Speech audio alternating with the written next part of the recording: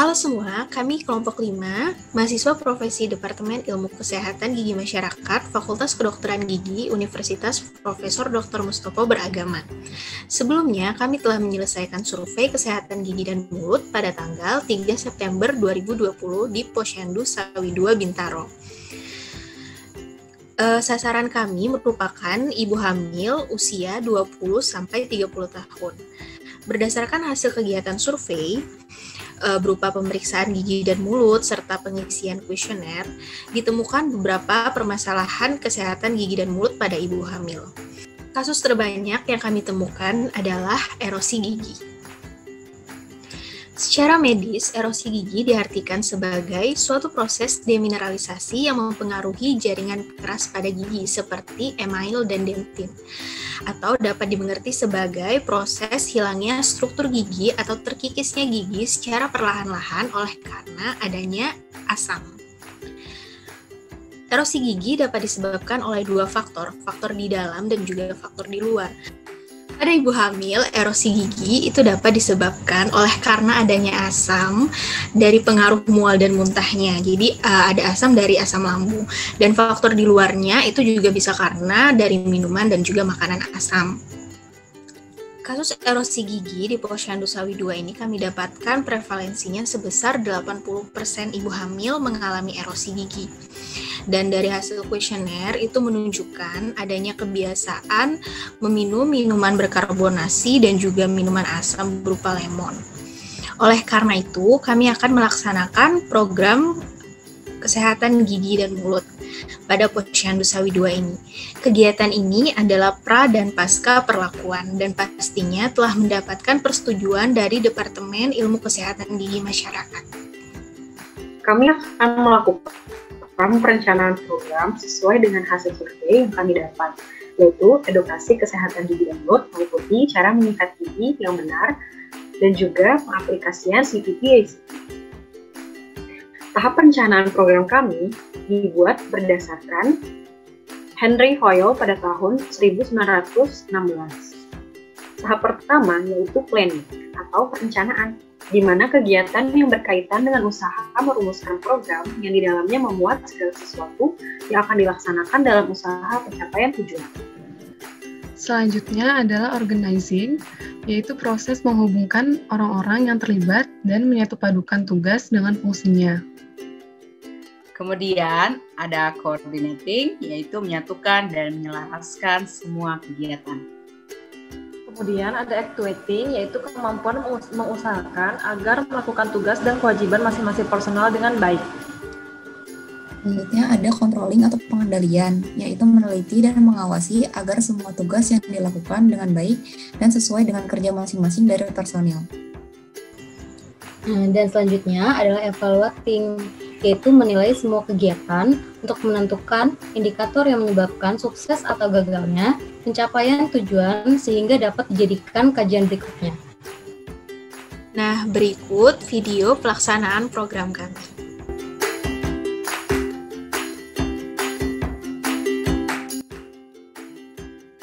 Selamat siang, Bu. Kami datang lagi nih, Bu, ke sini. Ya, selamat siang, Dok. Kita ketemu lagi ya, Dok. Ada apa nih, Dok? Iya nih, Bu. Jadi kami mau memberitahu hasil survei kemarin yang kita lakuin.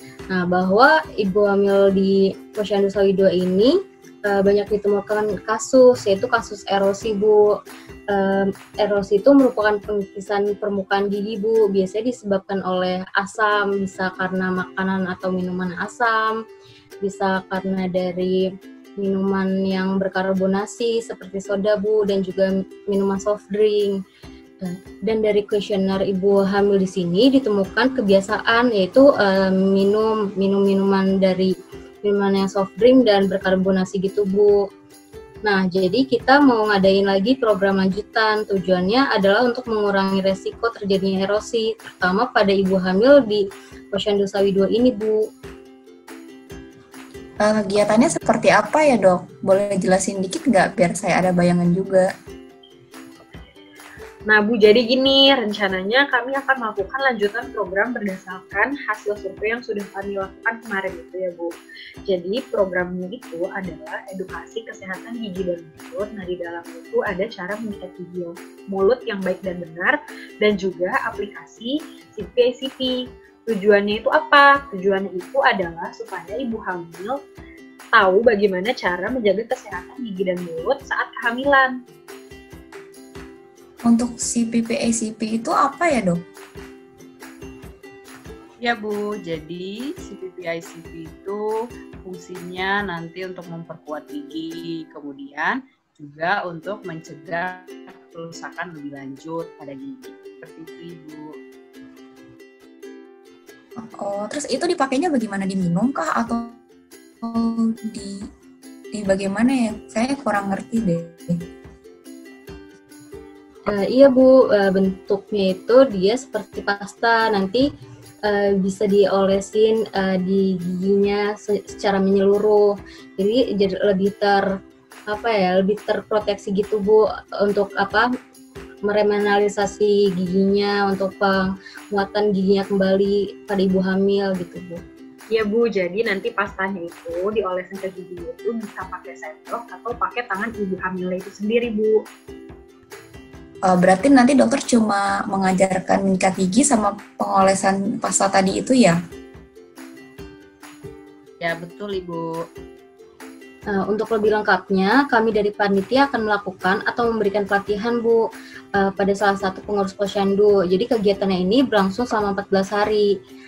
Untuk hari pertama akan kami supervisi, sedangkan untuk hari kedua sampai berikutnya, yaitu sampai hari ke-14-nya, akan disupervisi oleh para pengurus posyandunya Bu. Nah, jadi kami akan menunjukkan bagaimana cara penyikatan gigi yang benar dan juga cara pengaplikasian topikal CPP-ICP tadi Bu. Berarti nanti butuh bantuan pengurus posyandu ya, dan dokter-dokter ini nanti bakal ngajarin dulu kan ya. Kalau misalnya ia butuh pengurus posyandu, nanti saya koordinasiin dulu sama yang lain. Kira-kira rencananya kapan ya mau pelatihannya Dok? Nah gini Bu, jadi kami sih berencana melakukan programnya ini tanggal 17 Oktober nanti Bu. Jadi untuk pelatihan kepada pengurus posyandunya kira-kira H-3 sebelum programnya dilaksanakan. Kira-kira tanggal 13 Oktober Bu atau 14 Oktober. Bagaimana Bu? Boleh. Nanti saya kabarin ke dokter ya. Kebetulan kemarin saya juga udah ada WA-nya sama dokter Puspa. Nanti saya telepon atau WA aja berarti dokternya. Iya boleh Bu. Oke Bu, ini kami punya rincian kegiatannya ya Bu ya. Mohon dukungan dan kerjasama dari Ibu. Iya Dok, makasih juga ya Dok. Udah mau datang ke Posyandu Sawi 2 lagi. Iya Bu. Iya Bu. Terima kasih ya Bu, sehat terus. Iya, sama-sama. Kami pamit pulang dulu ya Bu. Ya Bu, makasih ya Bu. Assalamualaikum. Waalaikumsalam.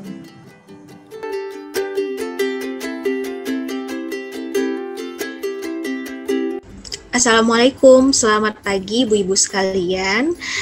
Perkenalkan, kami dari mahasiswi profesi Departemen Ilmu Kesehatan Gigi Masyarakat Universitas Profesor Dr. Mustopo Beragama. Tujuan kami datang kembali ke sini setelah melakukan survei pada tanggal 3 September yang lalu adalah kami akan melakukan pelatihan program lanjutan. Jadi program yang kami lakukan ini adalah bentuk edukasi kesehatan gigi dan mulut beserta sikat gigi bersama dan juga pengaplikasian CPP-ACP. Nah, ibu-ibu, sebelumnya kami kan sudah melakukan survei. Ternyata pada ibu hamil di Posyandu Sawi 2 ini banyak ditemukan kasus erosi gigi. Dan dari kuesioner ibu hamil di sini memiliki kebiasaan meminum minuman berkarbonasi dan juga minum minuman atau makanan-makanan asam. Nah, jadi kami ingin mengadakan mengenai program lanjutan ini.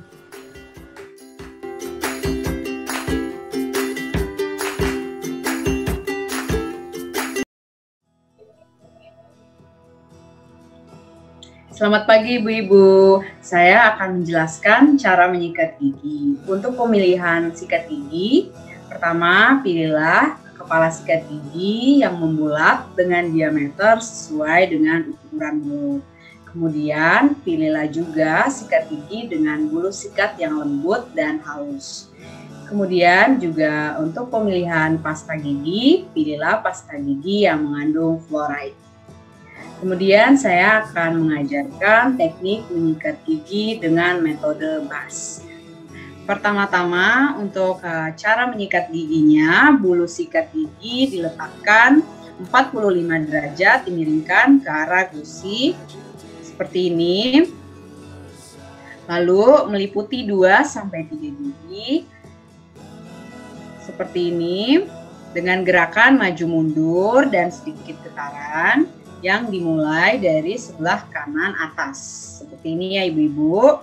Lalu dilanjutkan dengan bagian depan atas dimiringkan 45 derajat juga, maju mundur dan sedikit getaran.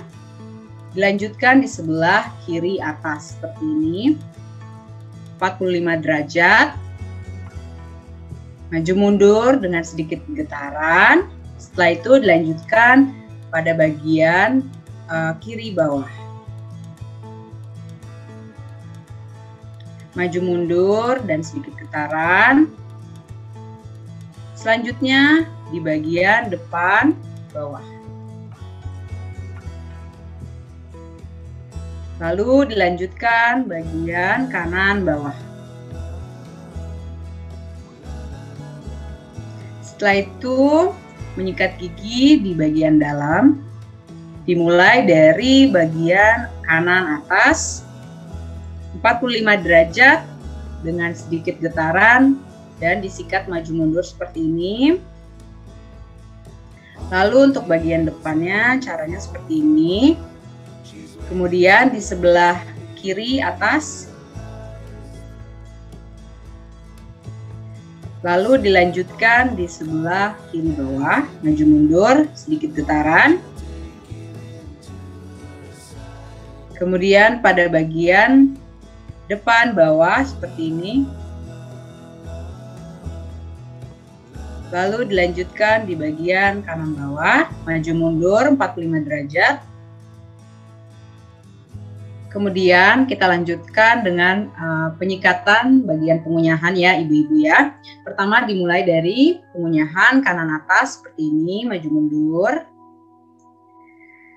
Dilanjutkan kiri atas, bagian pengunyahan seperti ini.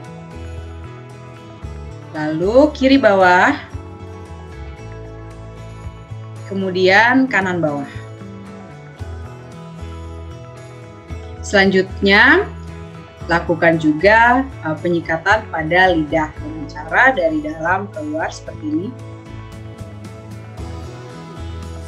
Kemudian untuk penggunaan benang gigi, diambil benang gigi sepanjang kurang lebih 45 cm ya ibu-ibu ya. Lalu lilitkan kedua ujungnya pada jari tengah seperti ini. Kemudian masukkan benang gigi pada sela-sela gigi.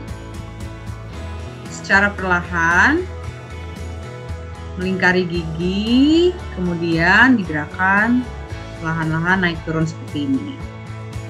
Setelah itu benang gigi dibersihkan, lalu dilanjutkan pada sela gigi yang berikutnya.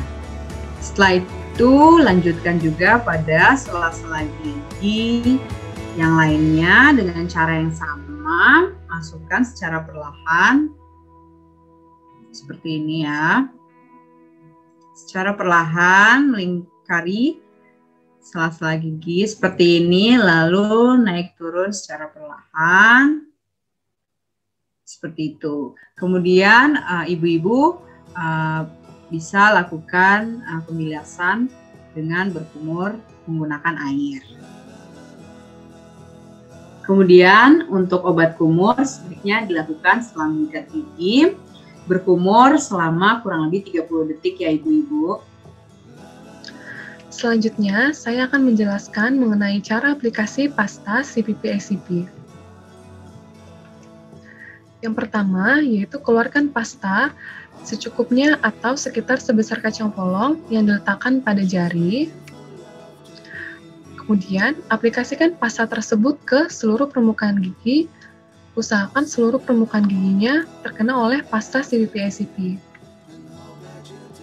Lalu, dapat menggunakan benang gigi atau dental floss untuk memaksimalkan pasta masuk ke bagian celah-celah gigi. Kemudian, ratakan dengan lidah agar seluruh permukaan giginya terkena oleh pasta CPP-ICP.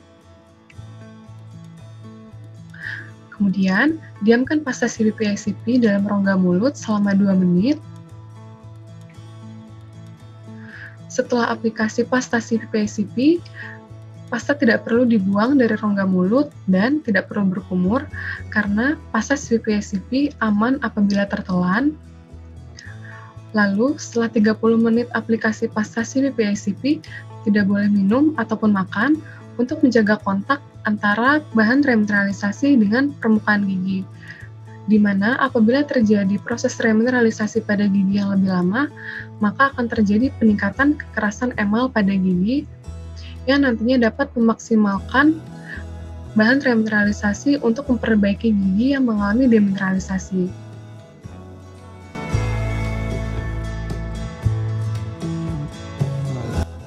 Jadi, nanti untuk kegiatannya selama 14 hari ke depan, setiap pagi setelah ibu hamil, sarapan, dilakukan penyikatan bersama, lalu diaplikasikan CPP-ICP. Semua kegiatan akan diawasi oleh ibu-ibu di sini sebagai supervisor. Nanti kami akan memberikan logbook kegiatan yang nantinya kegiatan tersebut akan dicatat di logbook. Sekian dari kami. Terima kasih ya Bu atas kehadiran dan partisipasinya.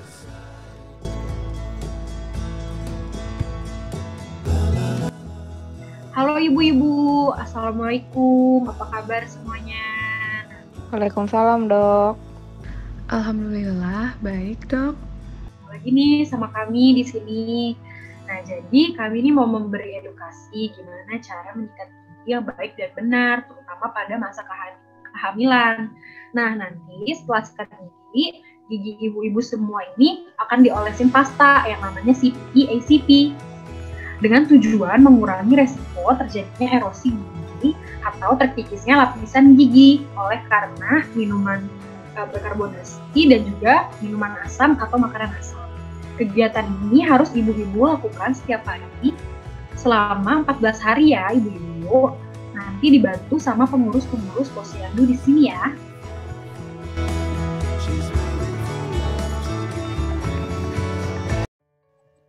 Pertama yang dilakukan adalah pengukuran pH saliva. pH saliva berkisar antara skala 0 sampai 14. Untuk pH saliva normal itu berkisar 6,8 sampai 7,2. Sedangkan untuk pH saliva rendah berkisar antara 5,2 sampai 5,5. Alat dan bahan yang digunakan adalah gelas kumur dan kertas indikator universal. Kertas ini akan memberikan warna tertentu jika diteteskan atau dicelupkan ke dalam larutan, lalu warna yang terbentuk akan dicocokkan dengan warna standar yang diketahui nilai pH-nya. Langkah pertama, peserta diinstruksikan untuk meludah di gelas yang telah disediakan oleh panitia. Setelah itu, kertas indikator dimasukkan atau dicelupkan ke dalam gelas tersebut dan dilihat perubahan warnanya dan dicocokkan dengan tabel perubahan warna.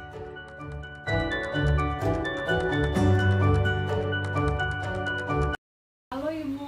Halo juga Bu Dokter. Nah, sekarang saya mau ambil sampel air liur Ibu ya. Iya. Nah, untuk sampel air liur ini diambil untuk mengetahui tingkat keasaman dari air liur Ibu. Iya. Atau bisa kita bilang pH. Tuh. Oh, iya. Nah, sekarang Ibu bisa meludah di sini ya. Iya. Silakan. Oke, ini saya ukur dulu ya. Iya. Nah, ini sudah saya ukur, Bu. Jadi, Iya. didapatkan nilai pH Ibu yaitu sebesar 5,5. Artinya air liur Ibu dalam kondisi asam ya, Bu. Oh iya. Nanti hari ke-14 saya akan melakukan pengukuran lagi ya, Bu, untuk mengambil sampel air liur Ibu lagi. Iya, Bu Dokter. Terima kasih, Bu. Terima kasih kembali Bu Dokter.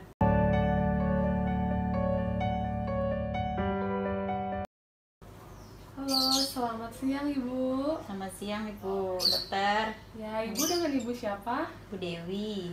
Ya udah, kita mulai ya Bu. Ya. Sikat giginya. Nah, yang pertama, odolnya itu atau pasta giginya yaitu sebesar biji jagung. Nah, sebesar biji jagung itu udah cukup ya Bu. Nah, kalau sudah, kan tadi Ibu sudah berkumur ya. Ya. Nah, sekarang kita mulai ya Bu. Yuk, dimulai. Pertama, Ibu menyikat dari bagian belakang kanan. Ya, dimiringkan sedikit bulu sikatnya ke arah gusi. Betul. Ya, kemudian ke depan Bu, pindah ke depan. Ya, kalau sudah pindah ke depan, kemudian ke kiri. Ya, betul. Ke bawah, bawah kiri. Ya, kemudian ke depan.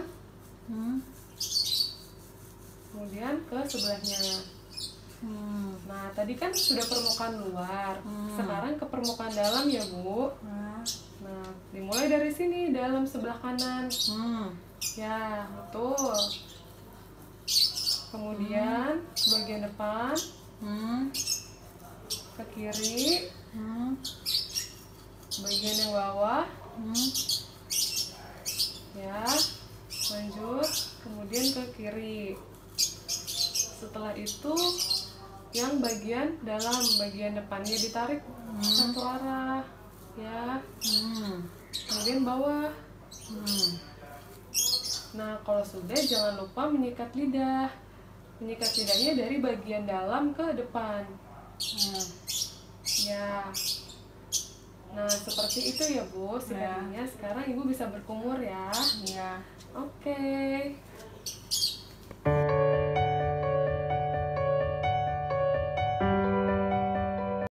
Nah Ibu, sekarang saya akan mengaplikasikan pasta. Nah, ini namanya pasta CPP ICP. Jadi pasta ini berguna untuk mengembalikan mineral gigi Ibu yang hilang. Nah, itu bisa disebabkan hilangnya karena kebiasaan meminum minuman berkarbonasi Bu, minuman bersoda. Nah, sekarang saya akan mengoleskan ya Bu.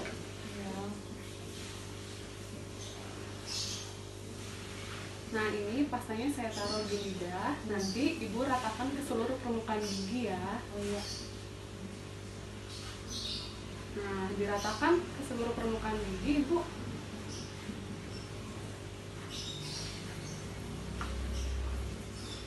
Benar Bu Dokter.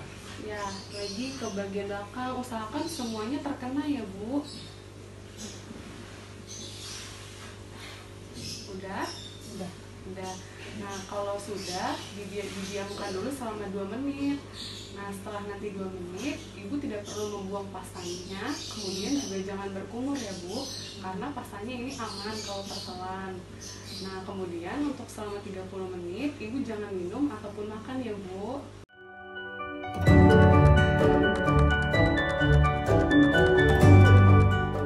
Nah, tadi kan udah sikat gigi ya Bu. Iya. Nah, sekarang diolesin ini ya Bu, pastanya lagi. Iya. Nah, ini diratakan aja Ibu, seperti waktu sebelumnya. Iya. Diratakan ke seluruh permukaan gigi. Oke, sudah rata Ibu? Udah Bu. Udah ya? Ya udah. Nah, nanti didiamin selama 2 menit ya Bu. Kalau sudah, tidak perlu dibuang lagi atau berkumur. Dan 30 menit tidak minum dan makan ya Bu.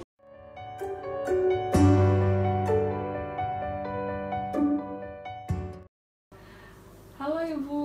Halo juga Bu Dokter. Ya, selamat pagi Bu. Pagi juga Bu Dokter. Jadi kedatangan saya kemari yaitu mau mengambil sampel air liur Ibu lagi. Iya. Nah, 2 minggu lalu Ibu sudah dilakukan pengambilan sampel air liur Ibu kan ya? Iya, udah. Udah ya Bu. Nah, sekarang di hari ke-14 saya mau ukur lagi ya Bu. Iya. Nah, Ibu silakan boleh meludah di sini. Iya. Baik Bu, ini saya ukur dulu ya pH-nya.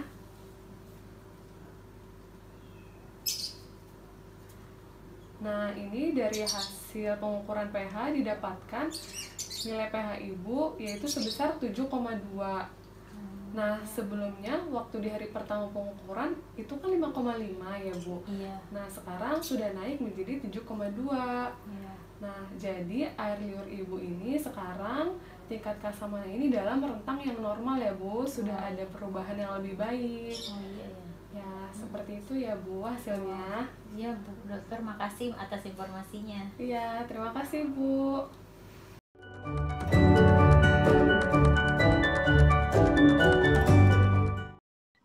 Selamat siang Ibu Nur. Siang dok. Yang Bu. Ya Bu, kami mau lapor nih Bu. Oh ya, sebelumnya kami mau terima kasih dulu sama Ibu Nur atas dukungannya, sehingga program ini terlaksana dengan baik. Kami ingin laporan ke Bu kalau misalnya acaranya udah selesai dan alhamdulillah semuanya itu sesuai target. Semoga sih kami harapkan kegiatan ini bisa menjadi kebiasaan baru bagi ibu hamil di Posyandu Sawi 2 ini, Bu. Iya, sama-sama. Kami juga mau makasih banyak buat dokter-dokternya karena kayaknya kegiatan ini tuh banyak memberikan manfaat juga buat ibu-ibu hamil di sini. Insya Allah nanti saya usulkan ke pengurus lainnya buat dibikin rutin kegiatan kayak gini. Oke Bu, semoga kegiatan kami ini bisa membantu buat ibu-ibu di sini. Semoga bermanfaat untuk kedepannya ya Bu ya. Ya, makasih banyak ya dok. Terima kasih Bu Nur. Ya Bu. Sehat selalu kita semua.